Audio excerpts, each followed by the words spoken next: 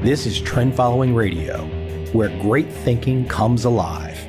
Nobel Prize winners, legendary traders, best-selling authors, and the pros that know what drive us irrational human beings. I am your host, MICHAEL COVEL. Not filtered, raw, honest. That's my passion.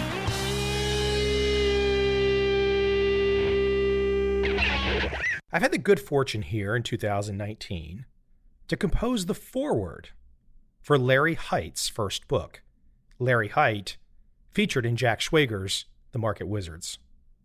A great first-hand narrative of his life, of Larry's life. And it's motivational, as you know what. It's just motivational.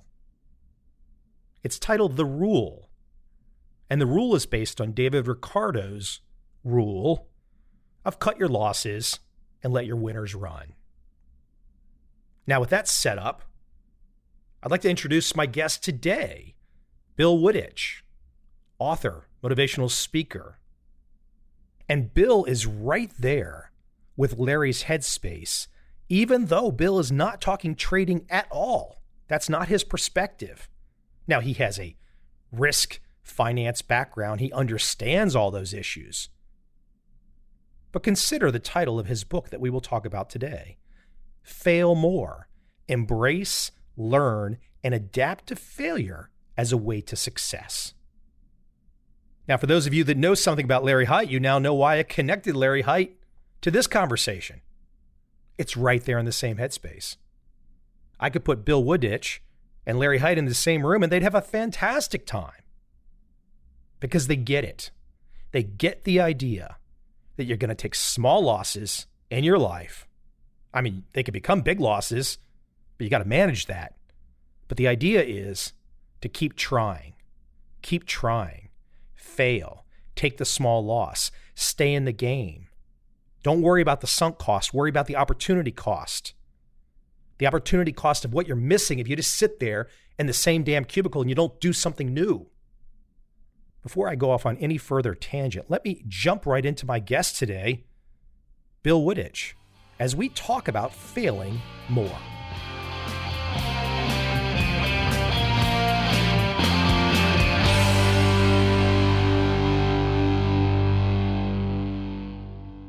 Bill, I would not be talking to you if I did not write these crazy trading books. They're not really crazy, but they're kind of interesting because, and I only bring this up at the beginning of this conversation with you for a particular reason.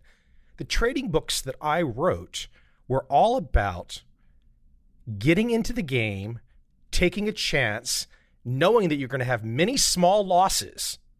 And then once in a while, you're going to get a big gain that you could never expect, and you just kind of follow along. So that's my foundation for starting this podcast, which is expanded to all different types of people, including yourself. But your book is exactly in the same headspace. Well, you're talking about a game, which is what I think that all people should turn, or at least have a mindset that business is a game. There's going to be chance, there's going to be risk. And as you know, people fear loss. So we're loss averse. And they fear change. Boy, you watch their knees start to shake together when you talk about change. But you have to get in the game. You have to take those chances. You have to have acceptable ranges of loss. And that gain comes from, and I think you'd agree, momentum. You're in position to win when you gain momentum, when you're in the game, you accept the small losses, and you just keep moving forward. You know, long before I ever got into this, I used to say that the only two things I took away from my MBA program were the definition of a sunk cost and an opportunity cost. Again, your title of your book is literally a sunk cost and an opportunity cost woven into a more entertaining title. Where'd you get your MBA? Florida State. You're a Seminole. The only thing I got out of Penn State, I got my master's degree at Penn State, is I was able to actually learn how to imbibe a little more than I could during my undergrad, and that prior planning prevented piss poor performance. That's all I got. But, you know, sometimes, I mean, we can look back in time as older guys and say, well, that wasn't the best use of time. But sometimes you have to go through something early in life to get that aha moment. Oh, absolutely. You know, in retrospect, you can look back and appreciate all of those moments that at the time you took for granted or you neglected. So everything is part and product of who we are and what we do now. So let me start with kind of a fun question. I kind of observed you a little bit on the internet, and I thought to myself, oh, maybe I'm doing it wrong. At 50 years of age, I'm like, God, Bill looks so damn good in the suit and the tie. I'm saying to myself, gosh, when's the last time I put a tie on?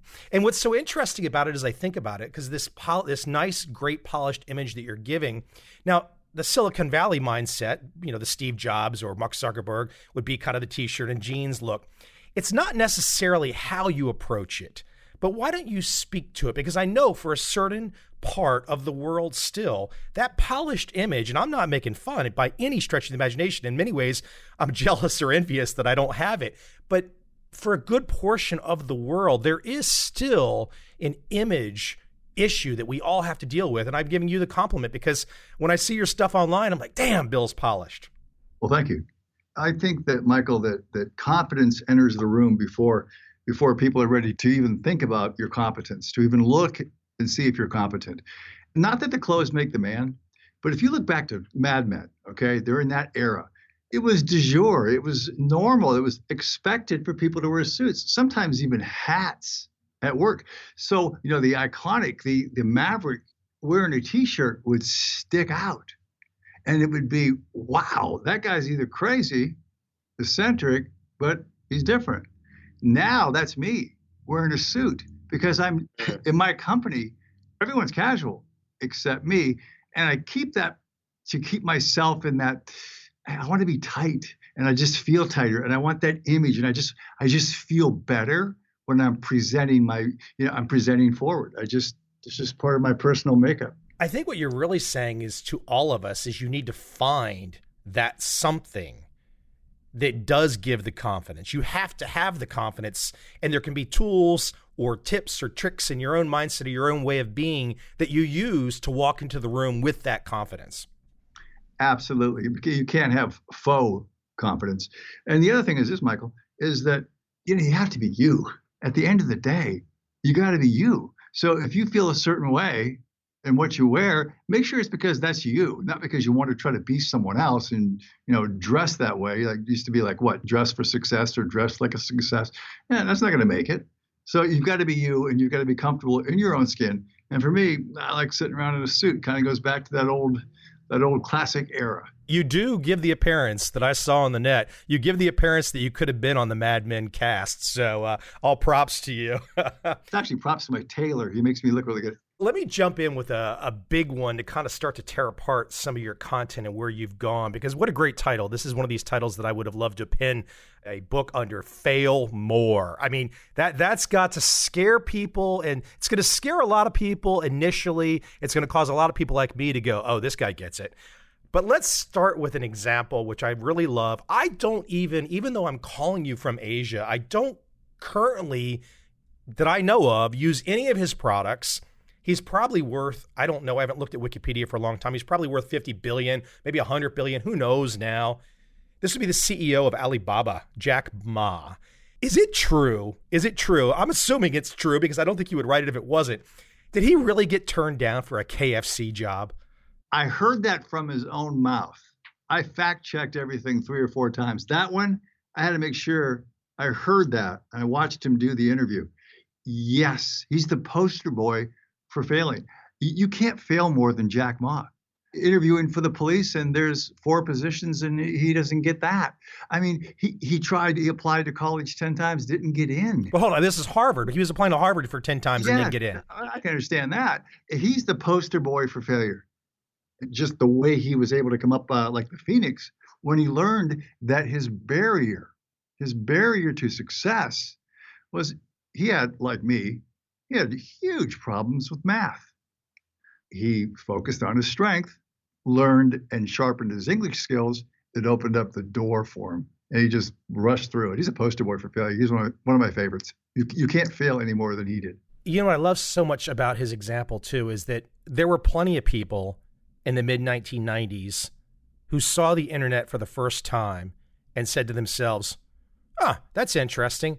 Let me go apply for the government job. Let me go apply for this. Let me go apply for that. And let me just keep going down the traditional path that my college education has trained me to go down that path for. Whereas Jack Ma said, okay, it's mid-1990s. Here's the internet. This is freaking amazing. This is going to change the world. And he went down that path. And that lesson alone is so huge for all of us. And I'm going to get to that later, is breaking out of that box. But when he came to the United States, he came and he wanted beer. So he punched in, beer, China. He wanted to know where to get it. And China wasn't on the internet, according to Jack Ma. I mean, he developed an entire website for China. A no-brainer when you're sitting there as a Chinese guy in America looking at how Americans are all over the internet. It's all in English, and you've got, 4 or 5 times the population in your home country. It's kind of a no-brainer. But then again, a lot of people did not take that jump that he did. They did not want to go down that path. And you almost got to say, gee, was he also inspired by the fact that so many people rejected him? He's just like, you know what? I'm going with this no matter what. It's almost like he was a nerd to it. It's almost like he was hardened and just calloused by all the rejection. You have that amygdala, that little fear warning sign in your brain. I don't think he had it. He didn't have any fear. He just kept trying to plod forward, never lost enthusiasm, at least that I know of, and just kept plodding forward to $50 billion. Let me take you back in time a little bit for you personally. I want to go back to your start, getting out of school, Liberty Mutual. I really want to get granular here. I really want to explain, because I think for many people, maybe I'm wrong, maybe I'm more the outlier, but the notion, the idea of sitting down with the phone, especially at that age, not having the confidence necessarily, or just being so damn scared of it, like, gosh, this is going to be so daunting. How do I overcome all this cold calling? I have to make business out of this. But you did. And why don't you start with the initial joining Liberty Mutual and, kind of that first day where they just kind of look at you and say, here's the phone. I mean, how does that unfold for you at that early time? Because this experience with Liberty Mutual, this shaped you. It was a real crucible for me. And it was a forced choice, because the last thing I ever wanted to do, Michael, was to get into the insurance business. It's the last thing I wanted to do. I thought, got my master's, I'm going to get into management. Oh, yeah, who wants me? And I didn't want to sell insurance. That sounded to me like something that, people did when I'm around my kitchen table trying to eat dinner with my family. I didn't want to do that. And I had never made a cold call before in my life.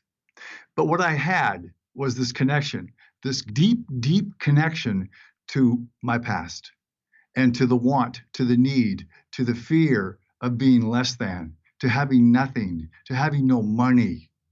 And that fear was much stronger than what you would say is the daunting specter of being hung up on, slammed down 350, 450 times a day with rejection. And we don't like rejection either. That's a laceration that takes a while to go away. You just get used to doing it. But that's really where I came from, is a place of nothing, very low ceilings. The expectations are, if you can stay alive, get a job in one of the factories, you've made it. I just wanted much, much more. And my opportunity was the phone. And it's almost like the nemesis becomes the ally. I didn't want to use that phone. I didn't want to get on there and make those calls. I didn't want to get rejected because my ego couldn't take it, I thought. Well, I'll tell you what, my ego had to take it, because I didn't want to sit around and join the unemployment line. That's how I did it. When did you start to understand the math of it? Did anyone give you a tip early on that says, before you started cold calling, they say, hey, by the way, you're going to fail 95% of the time or whatever. When did you start to understand that it was a game, the cold calling was a game, and you were going to have all this failure? How did you start to piece that together? It must have been, again, another aha moment very early on. Where you're like, okay, I get this. This is interesting. Now I can start to, again, you're getting into the math. Now you're understanding the math. Here's where the ignorance is bliss, and it's your ally. Way before people started putting X's behind numbers, okay, because I'm much older than the person that puts the X behind the number. I had this ruler at a desk, and the former occupant of that desk was fired. So there was a paperclip, a 6-inch ruler, and on that ruler, it read, activity rules success. I remember, Michael, as I'm speaking with you today, it is as clear and present as this. And I thought, okay, if activity rules success, then I'm going to have much more activity than anyone around me. And I started to monitor how many calls, who did this, who did that. And I just started to pick up the pace of the calls and had so much activity that I broke through. But that was my bargain. That was the promise. If activity was going to rule success, then I wasn't going to stop. I was going to have all the activity possible. You mentioned the fear of not having, that fear was greater than, for example, the fear that I was describing. Gosh, I don't want to do all these calls. But what's also interesting at that particular age, you don't have the perspective of opportunity. Today, you can sit around, you can say, my gosh, I can see this opportunity. You can see all these different opportunities that you could pursue for financial gain. But at that particular age, we often have a more narrow window. So, when we look back in hindsight, you go, gosh, you could have gone down so many different paths. But for each of us, at some point in time in life, there is something standing in front of us, and we have to run through that wall. And we might not have enough confidence, enough experience, or whatever to see that there's all these other opportunities. So it's like literally take the one in front of you. Sometimes there's too many shiny objects and we get distracted, and we don't push through in that one area or those two areas that could really be breakthroughs for us. We don't do it because there's something easier. There's this. It's always something easier where you don't have to put forth the commensurate sacrifice, and you think you can get the reward without earning the reward. And I always looked at, hey, here's my fear. Here's what I don't want. What am I willing to pay to get what I want? And like you said before, they put people in boxes out of school. And if you can't do this, or you're not suited for this, or you're not suited for this, well, you only have so many options. Today, there's myriad options. There's just so many more things you can do than we could at that time. Let me take you on a side tangent. There's no way that you could have known at that age, becoming very proficient in cold calling, speaking to so many people, that you were practicing for a public speaking side of your career later in life. Those two things are connected. Learning how to talk, learning how to speak. I mean, I sit here and I do it on this crazy podcast, but those things are connected. And then when you go on stage years later, that training, that practice, it's all part of it. I just took a note. I just wrote down practice as you were speaking, and that's exactly what you said. It was practicing for the future. I wasn't prescient at the time. I didn't know what I was going to become, but I knew that I was going to have a breakthrough, and that would provide me with something that to this day is the most vital thing in my life: options. Options, options, options. If I could break through, have success, that would open up myriad doors for me. And that's what happened. But you're right, I was training for the future. Let me take you back in time before that, though, because I'm curious now about your personality. Were you a guy when you were 14, 15, 16 that had a natural oratory skill? Were you that guy then? Or was there a moment, some point in your life where you kind of broke out and saw that communication ability or got over the hump? When did that start for you? Or was it when the cold calling started?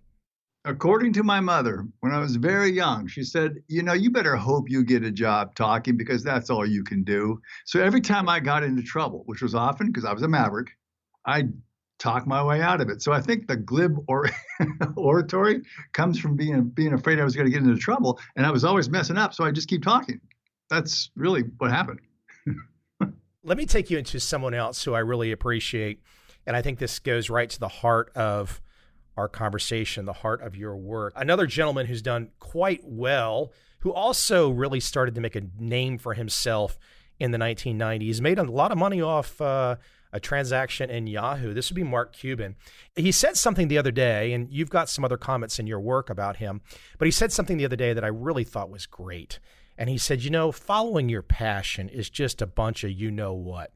Now, this is going to cause a lot of people to say, hold on, what do you mean? Mark Cuban, the billionaire, is saying don't follow your passion?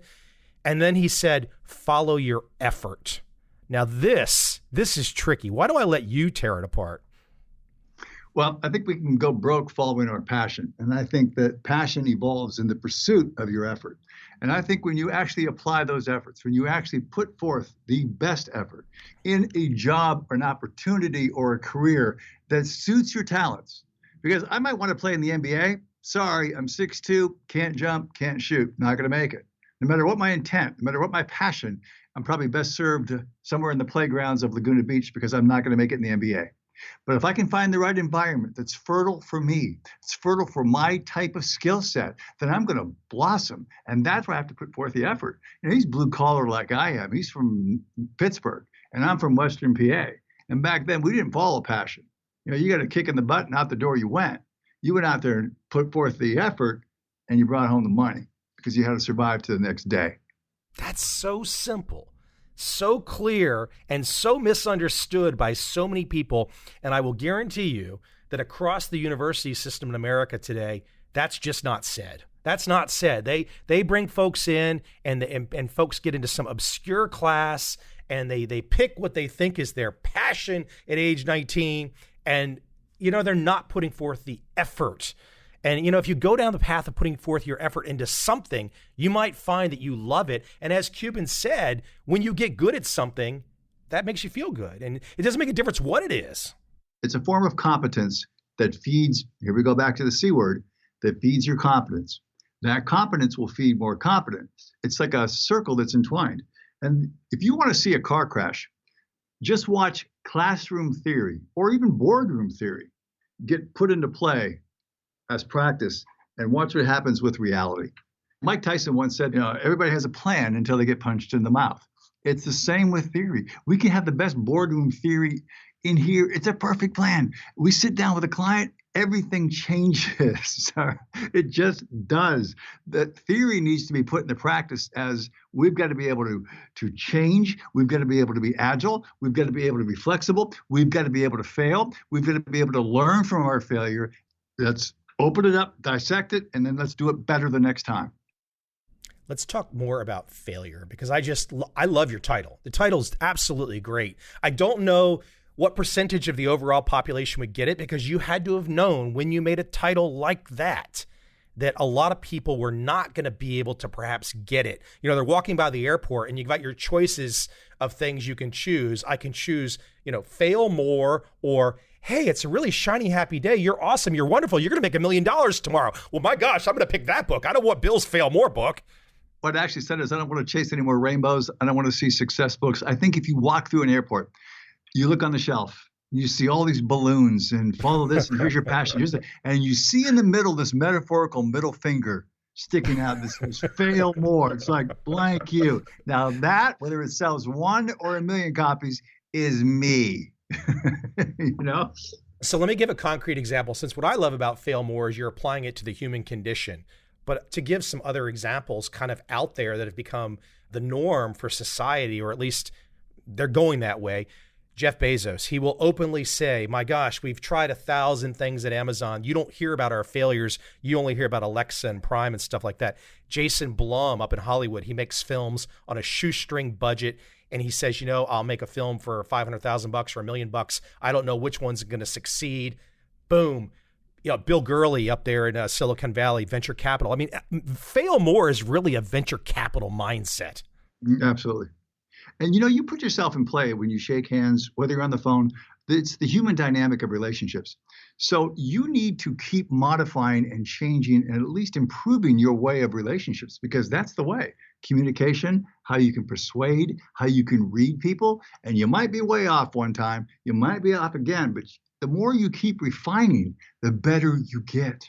One of the things that I love in your work is you kind of really inspired me as you said it. It was just one particular phrase, but the 3D look at the obstacle. So here we are, we're talking about the particular obstacle in front of somebody, getting ahead or whatever. But if you kind of allow yourself to imagine going to an aerial point of view and then looking down and seeing it three-dimensionally. Well, there's Jeff Bezos over here. There's Jason Blum over here. Here's Bill Wooditch over here. And what are they all thinking? If you kind of just raise yourself up and look down, again, it's all a damn game. If I could just capture that, and I think I'm going to spin this back out when this podcast is done, it is a damn game. And I've tried to coerce, to coach, to cajole, to pound that into the minds of the young. It's a game. It's a game. It's like video games. They're designed for you to fail. What do? Do you sit there and think, oh, I failed, I'm never going to play again? No, you reboot, you keep doing it until you master it. It's a game. And when you look at it from the ground, it looks daunting. It looks huge. It is the Colossus of Rhodes. But when you look at it 3D, man, it ain't so intimidating. Break it apart. Look at it. Dissect it for what it is, and then move forward. Yeah, I would say to most young people, I mean, you could probably learn a lot more, I guarantee, just learning how to be proficient in the board game Risk than you're going to learn in most other classes of whatever, Risk is it. That's my favorite game. Same here. I'll tell you how I got, I shouldn't tell you this, but I'll tell you how I got proficient is I had to buy, in some way, allies because, I'd be stuck on Madagascar. I couldn't get off there. I had to somehow buy allies. Then, of course, I would be Machiavelli and I would turn on him. But I love Risk. It's a great game. Well, I'm going to take you to some place slightly different. You talked about this presentation that you once gave, and you were talking to a large audience, and you were asking, who in this room, maybe it was an audience of 500 people, and you were asking, who in this room, who's the sales leader? One person, a lady, I believe, raised her hand. Why don't I let you take that story? Because that's such a great story. It speaks to the fear of people wanting to learn. Here, and I'm going to let you explain this, the audience has all the access to learn from one of the best ones in their company, and what do? It's almost like hidden in plain sight. It was one person, top salesperson, and then I asked, how many people have stopped by her office? And it was just less than maybe one hand. How many people had asked her to lunch? And the room went blank. There's knowledge in your midst. And sometimes it's so obvious. You've just got to go ask. You've got to find it. And I found that if you're respectful, people will try to help you. It happens in here with the top producers who are just killing it. And some of the rookies, most of the rookies won't ask how they did it. Can I buy you lunch? Can I do this? It's amazing to me whether it's embarrassment, you don't want to be out there like the emperor has no clothes, or whether it's you just don't get it, which should probably be a terminable offense anyway. That was a mind blower. That opened my eyes, and I think it happens more in corporate America than I know. What's so interesting about that point, too, is that with the internet now, the big names become all the rage. So, the average person sits around and says, oh, I want to be an investor. Oh, I should contact Warren Buffett. Well, that's, again, talking about a lack of math. I mean, if the entire world contacts Warren Buffett, it doesn't work that way. But in the midst of your particular situation, there probably is somebody who's really excelling that you're ignoring. Yes, you might not get the chance to talk to Warren Buffett about his intricate philosophy and technique, but there could be somebody sitting next to you and you're ignoring them. I'm going to connect something. Now, I'm having a lot of fun playing with you, and I want to connect something. We talked about the woman in the room who has knowledge. What about the sources? A lot of the sources where Mark Cuban and Warren Buffett go to get extensive knowledge. It's available to every one of us. It's almost anathema to bring it up. It's called reading. Reading. Why don't we get involved in books, learn, and have that inquisitive curiosity that Mark Cuban has? He said his wife wants to, he thinks sometimes it's going to cause divorce because he's reading 5 books a week. And Warren Buffett spends most of his time, though he has the luxury of time, but he spends most of his time reading. And there's another source that you can learn from that today most people skim. We watch Instagram and we see people getting out of Rolls or Ferraris that aren't theirs. And we think, well, that's what I want to be. That's how I'm going to just do it. But see, we're both old enough that we can have a perspective pre-internet. I'm starting to forget what pre-internet was like, but we're still old enough. If I look at the calendar, I can realize I was there before pre-internet. But I think today, if we had to reverse roles and you and I both had to, be 20 years old today, we would be unnecessarily or unduly influenced by this short-term thinking, and perhaps our reading would go down dramatically. So I think it's a really interesting point that you bring up about the reading, because it's going to be different for different generations. I mean, that's absolutely got to be true, because these young kids today are being distracted by the very instruments that our generation has made a bloody fortune off. I mean, we're kind of causing them issues, I would say. It's like a microwave. It's microwave satisfaction. But let me give you another R word. Let's say it's not reading, then it's research.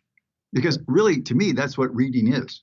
So you're researching, whether you're asking the top salesperson in the room to lunch, to pick their brain, or you're reading a book, or you're inquisitive and going through the internet to find out more things. It's all about research. And that's what you need. That's what you need to change the game. Speaking of research, I want to go to another example that you cite in your work. I had not heard this story, or if I had heard it, I forgot it. I don't think I've ever heard it, but the author, Stephen King, and boy, I mean, the rejection that this guy piled up. Why don't you lay his story out? From what I can gather, he was just a guy who liked to write, and, at the time, no internet, not a lot of options. He didn't control a big media company or anything like that. So he was a writer. He wanted to write a story, and he had to get approval from people, and he was not getting that approval, was he? He's another one of my favorites, not only because I like to read him, but when you hear his story, you even have more appreciation for him. Keith Richards tells a story about how he started to play guitar, and his grandfather had this guitar over the doorway. And he said, when you get tall enough to touch that guitar, I'll teach you how to play it. What he did is take a chair, got it up there and took it down. Stephen King did the same thing. He was in high school and he was writing these horror stories and sending them in to trying to get them published. They just kept ignoring him. There wasn't even a rejection. It was a blank you with the rejection stuff. It was just bam, bam, bam. So he took a nail and he posted every rejection in his bedroom. You talk about getting up close and personal with rejection. How about sleeping with it, waking up to it? And he kept the nail until he got so many, he started using a spike. I mean, now that is frustration. And he never even got feedback until the very end. He had a breakthrough and they said, you're not submitting copyright. You need to have a paperclip here and it needs to be folded this way. Just to clarify this, he's not submitting his manuscripts in the correct, appropriate way to be received by the gatekeepers. You know what he thought? And this is all part of that mindset. He thought, well, that is encouragement because now they're showing me a way. He took that and said, at least that's something.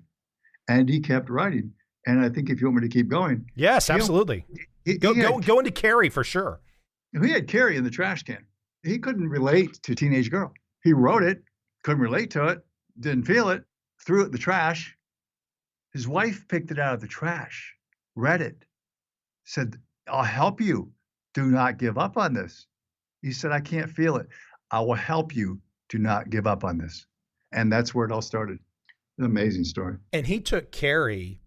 I mean, there was another roundabout story of actually getting that published, and he got a very small amount of money, and literally within short order, that changed dramatically. I mean, and again, but he was putting himself into the game. He didn't necessarily know that Carrie was going to blow up and he was going to ultimately become a millionaire in the 70s. He didn't know this was going to happen, but there was a kind of a pluckiness to him. He just kept pushing away and a little bit more biting at the apple. That's the game.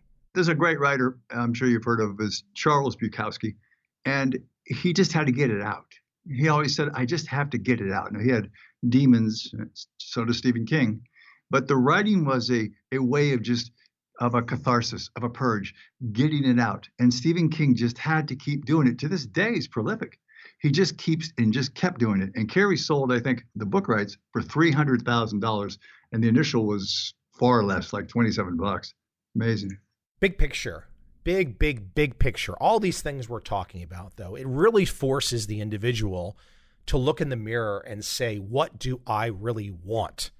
That's a really tough question. I mean, almost at any age, but what do I really want? Because I think most people might say they want something, but it's maybe what their family wants or their friends want or their kids want or whatever, their girlfriend or boyfriend wants. But what do you really want? It's a tough question, isn't it? It's something I've used on stage for 15 years, and it seems to be disturbing, so I might not do it anymore. But I will tell people that people always know what they fear. You're intimate, you're up close and personal with your fears, but most people don't know what they truly and really want. They're confused by what they think they want, but they're not willing to do what the Greeks and the Spanish did and burn their boats, make a commitment, and do whatever it takes. Whatever it takes it sounds like a punch sentence. Yeah, whatever it takes. No, I mean, whatever it takes to make it. Like Stephen King did, to really keep persevering, to do those things, working as a school teacher.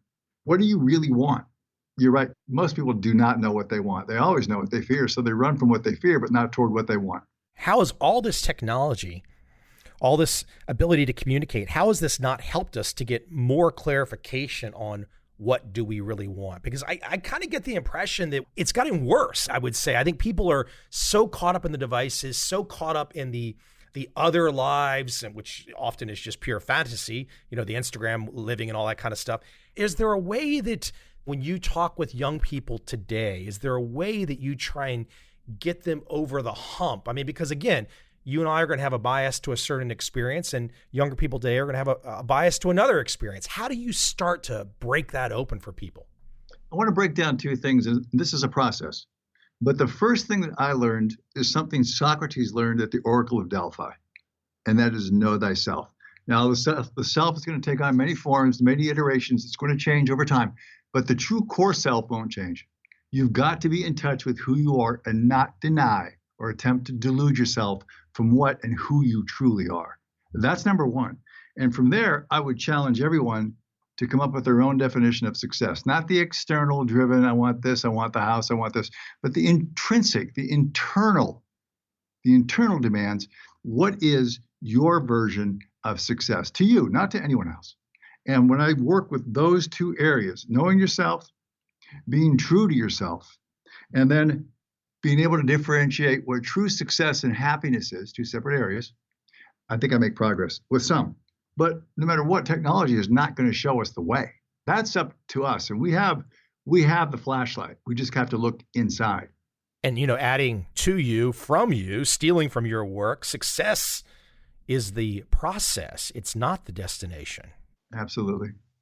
Have you ever had, this, so it's a rhetorical question, but that adrenaline rush from chasing the deal, from really going after it, and then it's almost like the endorphin release, it's done, and then you're almost depressed, because it's all in that process of the chase. It's all in the game. It's all in doing something where you've taken your failures and you've changed them and you've adapted on the fly, and then you've been accepted as the superior product, the superior proposal. That's an adrenaline rush. I mean, if you don't love that rush, then you're just doing it for the money, and you won't do it for long, and you won't do it well. One of the burdens that people have, even when they listen to this conversation, is what to do next, where do I start? And what they really start to think about is the perfect start. Okay, I will listen to Bill's wisdom. I'm not going to listen to this guy, Mike. He's completely crazy, but I'll listen to Bill's wisdom only when it's the perfect time to listen to the wisdom. I learned this a long time ago. Perfect is the enemy of good. And all we can ever hope to be with that human condition that is us, the frailties, the foibles, is good. And if we wait, someone else is taking. I once talked to a huge client, and I said, now, how did you succeed? How did you take this company to a multi-million dollar company from nothing? You were working in the field. He said, Bill, look at that window. That window of opportunity is closing. It's closing every second. Someone has to see the opportunity. They have to seize it, and then they have to create it. And that's what he did, because it's not that time waits for no one, and that window is always closing. Just get in play. Do something. You're never going to be totally ready. Learn on the fly. That is huge. But to what you just said, so many people will listen to that piece of wisdom and they'll say, well, that's great for somebody else, but I've got a reason. Something happened to me. This person did this to me. My family hurt me. I couldn't do this. My leg fell off. I'm not joking, but I mean, maybe my leg fell off. I don't know. I can't see, whatever. I mean, there's always a reason that people can blame for why they can't do what you just said. Absolutely. And I think it's that excuses are a weak person's crutch. And I don't mean to be harsh, but soon you become a condition that is an excuse, and people are waiting for your next excuse, because there's always going to be something in front of you that you don't want to do. You don't feel comfortable. So you've got to lean into, and I'm not the only one who's ever said this, you've got to lean into being uncomfortable. You've got to lean into the new. And that scares the heck out of people. It just scares them, Michael, because man, they don't want to lose self-esteem. That's loss. They don't want to lose respect. They don't want to lose money. They don't want to lose their job. They don't want to change. But they'll tell you they do, but only if it's on their terms, and you can't bargain or negotiate with success. It delivers on its terms. I recall putting up a website in 1996. I was in my mid to late 20s. It was at the time where people were taking all kinds of new tech jobs and stuff. So here I was in the tech revolution, so to speak. And so many friends were, hey, you should join America Online. They've got great jobs in America Online.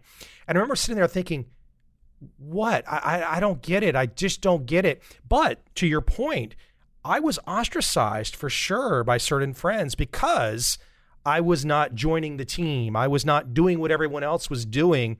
But, I just saw this, much smaller scale than to Jack Ma. But I was like, no, the direction is over here. They're giving you the tools to use this tool. It's not just to go get another job. It's to jump into it. But that's, again, it's very difficult for many. It goes back to the days of our ancestors when you had to be socially accepted, not ostracized, or you could have, you suffer death from the saber-toothed tiger or from a warring tribe.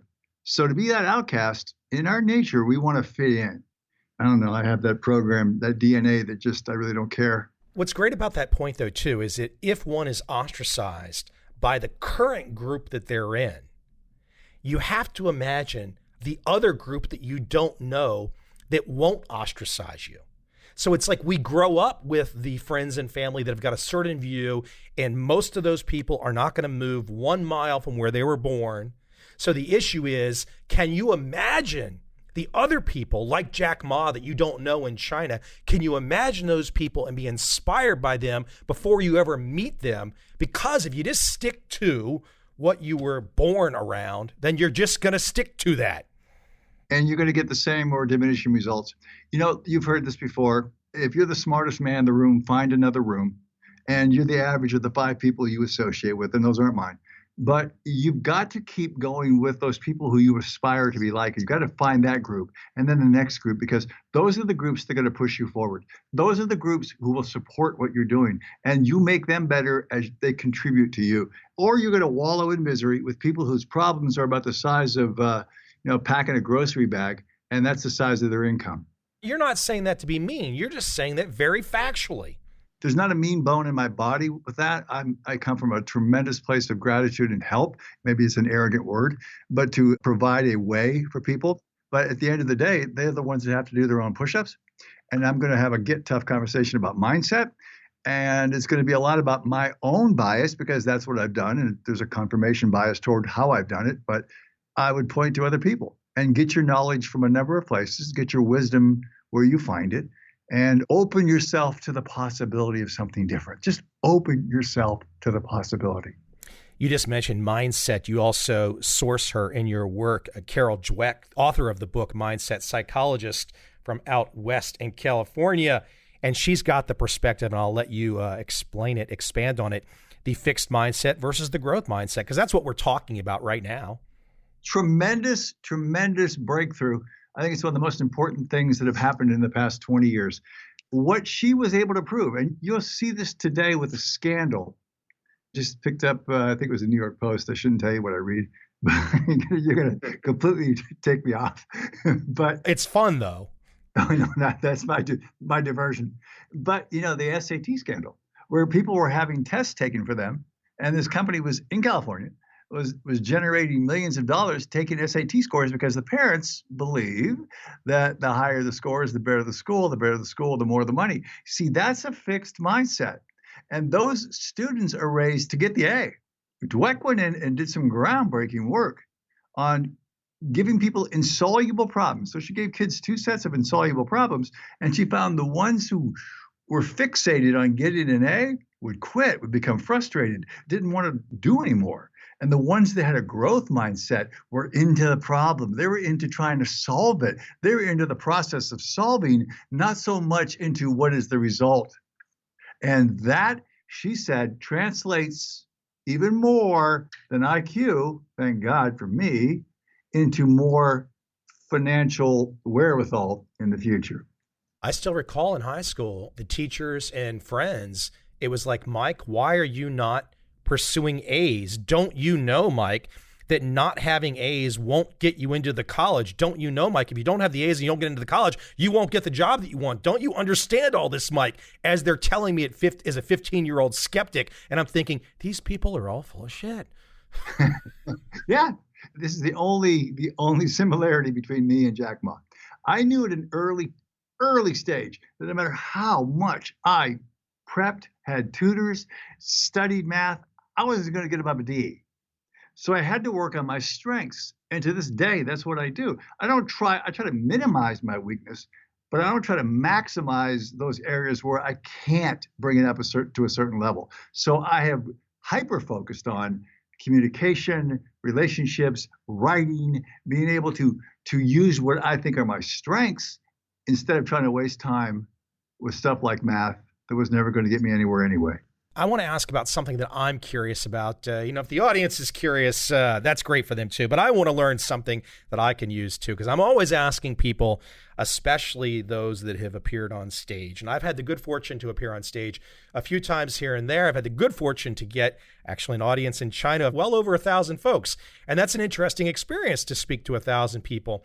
But what can you relay in your public speaking career? What can you pass along?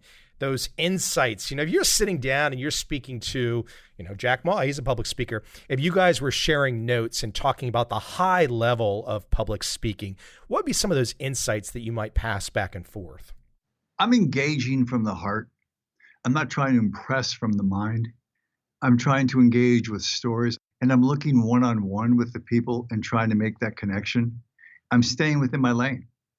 I'm not trying to be a speaker like a Tony Robbins. I might be able to go a little crazy sometimes, but I'm staying in my lane and I want to change. I go in with one mindset.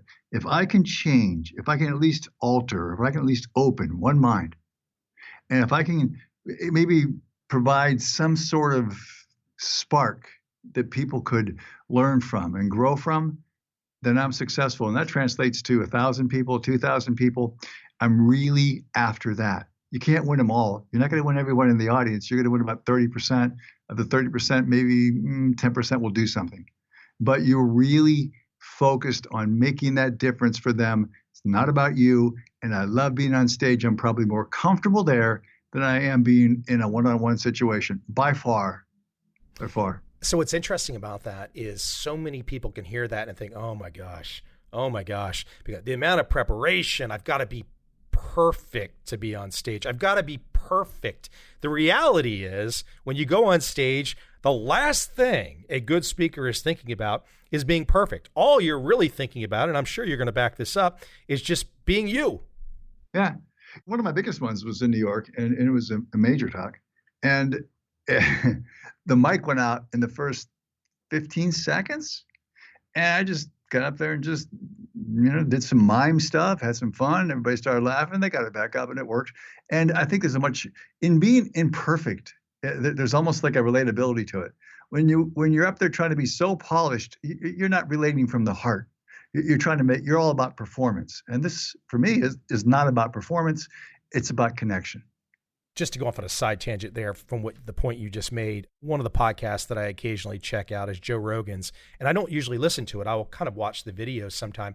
And I think he does a great job of that in the sense that maybe it's too over the top for some people, but it's authentic. I mean, those people you're seeing on the Joe Rogan podcast, whether it's Joe sitting there smoking something or drinking something with his guest or whatever, Elon Musk, it's that authentic. And that's the reason we watch. And that's the reason we talk about it. It's not for the guy that stands up there and reads his script going through a bunch of PowerPoint slides that you fall asleep in the first 10 seconds. Let's go back to the beginning. At Liberty Mutual, everyone was trained on scripts. And I would trip over that script. I failed my first 13 times trying to make a sale. Then I just left the script in the car. I left the brochure in the car. And I tried to meet people as people. And the whole world opened up. I told them what I wasn't. I told them what I couldn't do. I told them I'm not the biggest. I'm not the best at this. And all of a sudden, almost like cognitive dissonance, people would say, well, isn't this where you're supposed to tell me what you do and how good you really are? Now they were listening, not just hearing. So I was able to engage from the heart by doing it in an authentic way, showing my limitations and telling them what I could and couldn't do. And it opened up the doors to become, that was a lot of my success right there. Just to share, and this is not a lack of preparation, but when I sit down to talk with a guest like yourself, I have one piece of paper. I don't have any questions written down. I mean, obviously, I know something about you. I think the audience can tell that.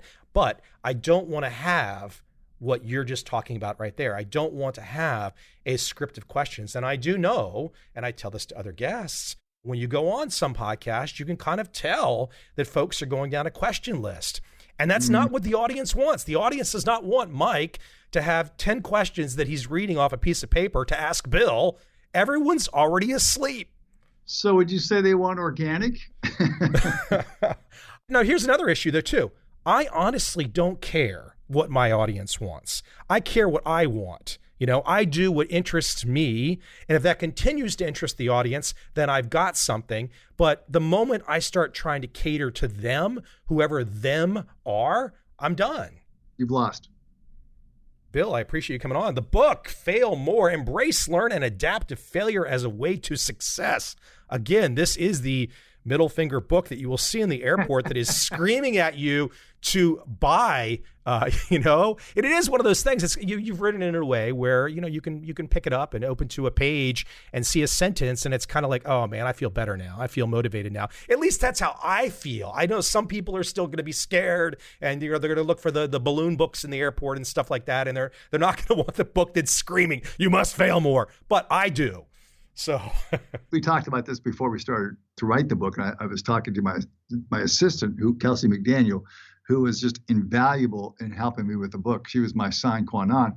And we said, whether anyone buys it or not, I'm going to feel good because this is the real stuff. It's about failing.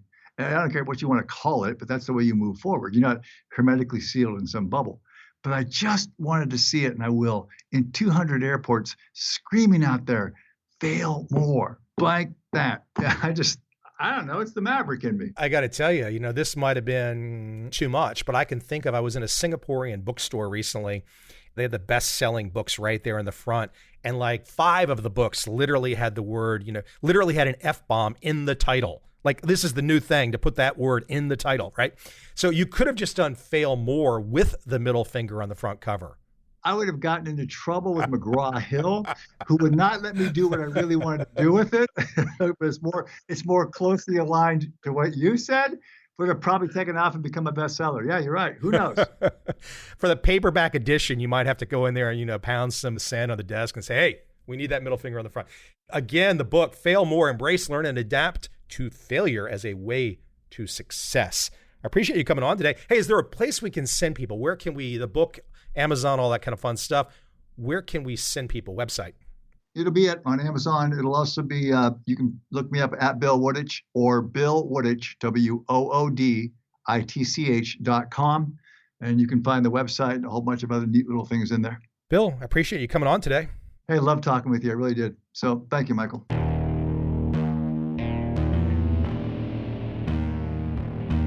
I see a time when those awake will understand how to make money in up, down, and surprise markets. Whether new trader or experienced, college student or financial advisor, protecting against a crash or just trying to make a lot of money, trend following offers everyone an answer in uncertain times. To get started immediately, send me an email, michael@covel.com. I will send you the right trend following steps to take along with my free video. But if you want to buy and hold, trust the government and trust Wall Street, this is absolutely not for you.